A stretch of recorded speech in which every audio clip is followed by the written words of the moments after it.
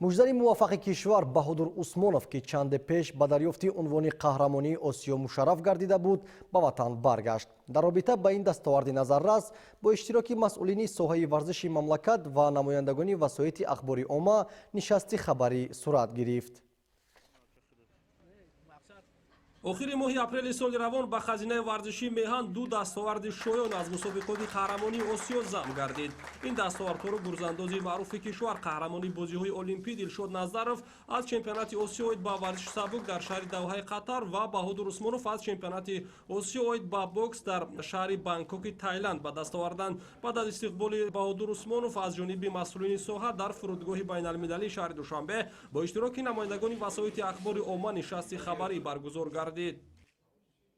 احساس من خیلی زیاد می باشد. من دیدستم خیلی دستگیری است. رحمت به جناب عالی تیاری ساز بود.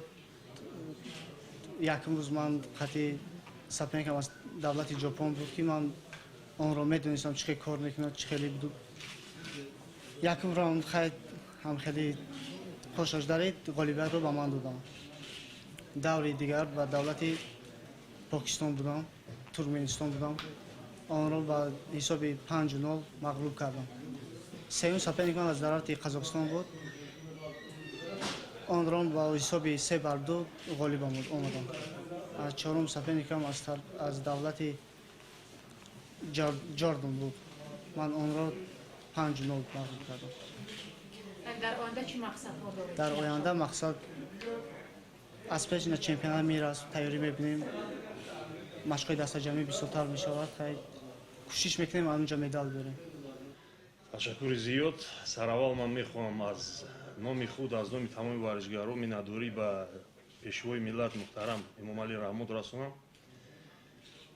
باری پنجم برای ما کمترک وزمین بوده. 30 سال میره شما میدونین ورزشکار کلان شدیست برای ورزشکار وزمین میشود. نیک ما خیلی خرسند شدم. من برای دولت ما مدال طلا آوردم از چمپیونات آسیا پنجم بار. با نزدیکی شما هم میدونین بعد یک سال ماندگی که بازی‌های المپی میشود. ما امید دارم بهادر لیسانس یا کوتا میگیرم برای اشتراک در بازی‌های المپی. بعد ما بهادر را تبریک میکنم که مدال طلا در چمپیونات آسیا تبریک میکنم از نام کمیته جوانان و ورزش کامرانشاه یوسف پریون تیمور رحیمов مدال نقره گرفتن در چمپیونات آسیا در نمود جودو. بهادر عثمانوف در وزن 64 کیلوگرم در چمپیونات آسیا оид ба бокс که از 15 تا 28 اپریل سال روان در شهر بانکوک تایلند دور گردید بر همه رقیبان خود ظفر یافته عنوان قهرمانی را مربوط نام خود کرد. این نخستین دستاورد بوکس پس از 8 سال قهرمانی انور یونوسов به شمار می رود. همچنین در صحن فرودگاه مخلصان و هواداران زیادی ورزش غالیبان را گرم و صمیمی استقبال گرفتند. 5 دختر و 5 پسر اشتراک کردند. دسته منتخب توجیکستان بهاد خوب هنرنمایی کرده. در همه 5 وزن پسرو همه پسرو نقض برآمد کردند. در وزن دخترو باشند بهاد دخترای ما هم نقض اشتراک کردند. در وزن 64 کیلو بоксёри ما بهادر عثمانوف در 4 موربای خود غالب برآمده.